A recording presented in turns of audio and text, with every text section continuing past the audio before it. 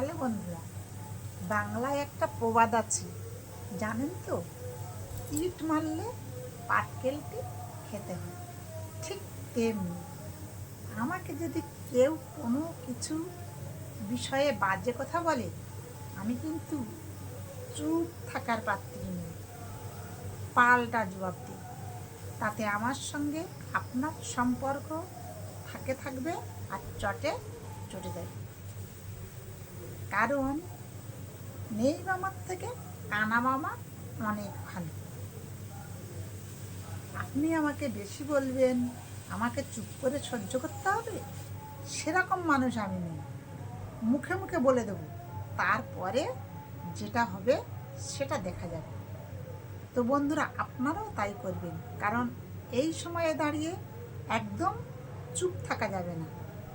ভালো বললে ভালো কথা বলবেন, আর মন্দ যখন বলবেন ঠিক ঠিক জবাবটা দিয়ে দেবেন। তো আজকের এই পর্যন্ত।